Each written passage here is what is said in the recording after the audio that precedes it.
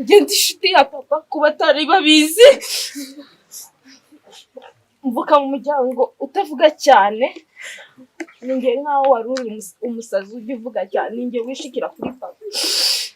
Umunsi mubwira ko mfite ubukwe namugiye ati papa noneho umuhungu mfite ni mwiza.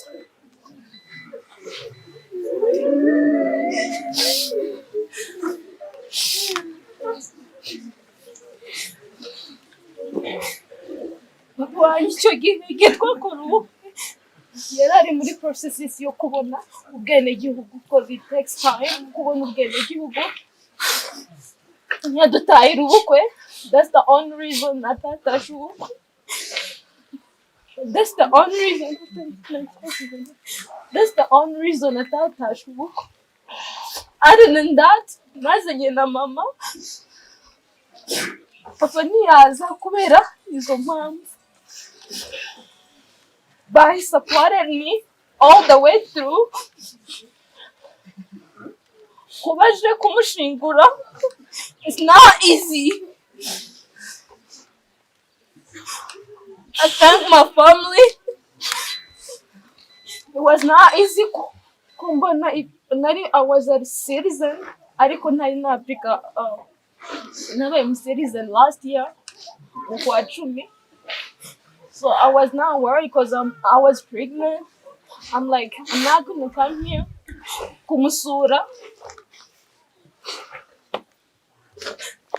Then njya gusaba, ndangije kumenya ko napfuye, njya gusaba ubwene, passport muri Dallas, muri Texas.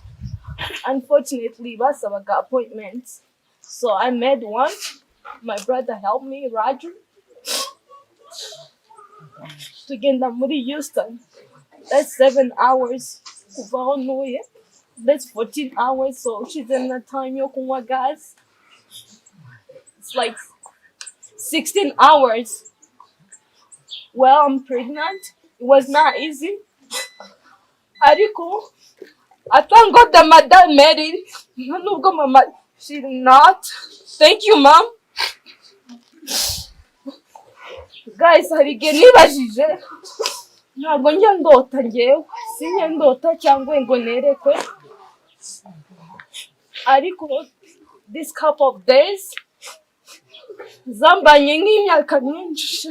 I was thinking about my child. Ndavuga ati Yesu ni uduhinja. So my husband yakundaga abana ba sister wa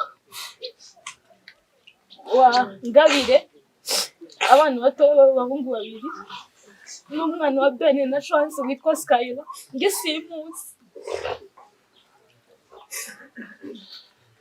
I had a handsome husband that I was waiting for him as soon as possible. Unfortunately, hari igihe nibajije muri no minsi singasenga cyane, nibaza ko Imana itabaho. And I'm so sorry for that. You utari mu kibazo, sometimes you think opposite way. No, Imana yamaye umwana. I was so excited nkavuga ngo I'll be a funny mom. Nibaza uburyo papa azajya atahana agakorera iwacu amubwira ati mfashe umwana. It is so funny. It was the cutest thing ever.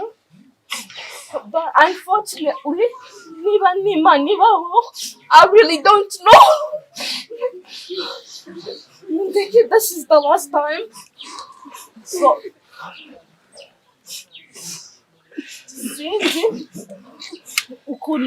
how I'm gonna tell my child that your dad is not here. But I know my dad is gonna be a cute dad ever. And I will love my child. Just how we papa wiwe nuko bazankundira umwana. Y'all cannot love me, ntimukankunde njyewe. I'm old enough to do whatever you want. But I love my child. Muzankundira umwana cyane. I need the affection.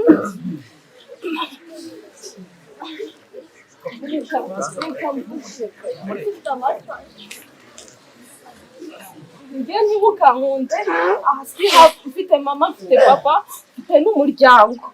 I'm old enough I'm old enough kuko mba kwa papa ariko muzamwumvira umwana. And I'm pretty sure so for the ultrasound nabonye arasa nawe. I don't know ko azaba mugufi nkanjye cyangwa muremure nka se. But all in all, I thank God ko my baby is healthy. Nshimira Imana ko Pasiteri Marode hari abantu yakunze kumbwira umuntu ucuranga ababizi ko abakunda arabakunda. But these are the people mutari muzi ko akunda. Hari umucuranzi witwa Mima simuzi. But wherever you are, hi.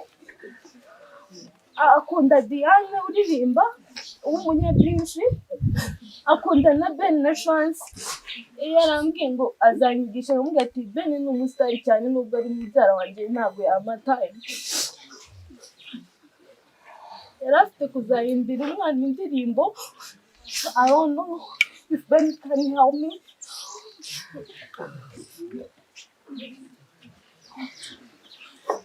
Hari n'abapasiteri babiri Kado simuzi ngo no muri Foursquare. Wherever you are, niba urahanga cyangwa utarahanga, hari uwundi it's Christophe simuzi nawe. But wherever you are, thank you. Hari n'abandi bana bereye pare mubyara wanjye Freddy na Billy namwe yabakundaga.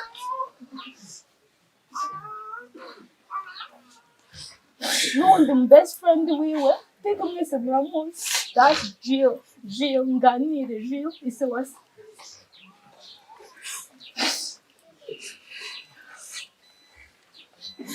I loved my husband. I gave him all that I had.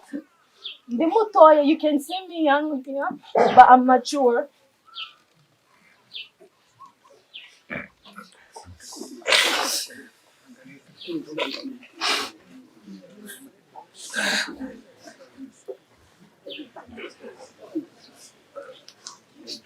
Uyu mwanya icyo namubwira nibagiwe yari afite guha na kado papa y'ingofero n'inkoni. I'll give it to my dad. Ikindi kintu yakundaga kazi wiwe Kado iwe nari naramumitiye utuye n'ahangaha. Kado, wherever you are, hi.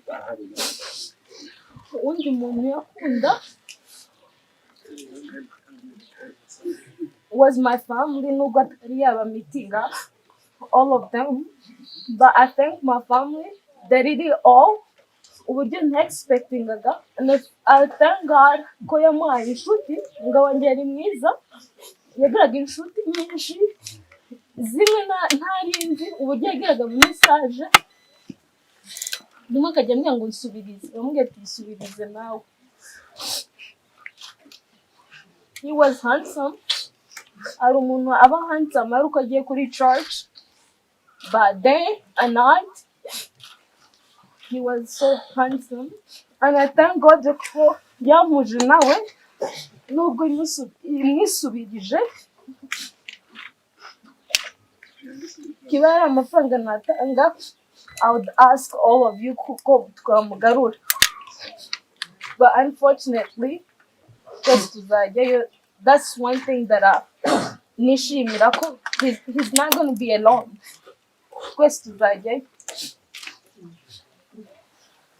Ikindi ndahumuriza data kuko igihe apfa, I'm like, oh my God, Papa is he gonna make it? Kwaza ahangaha. But all in all, I thank God that he's here with me. icyo namubwira,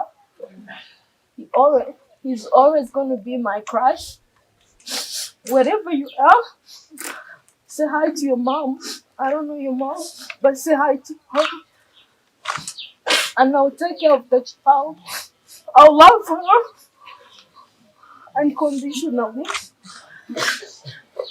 And I'll try to do everything that he wanted me to do for the baby. I'll talk to my dad so that we can figure it out.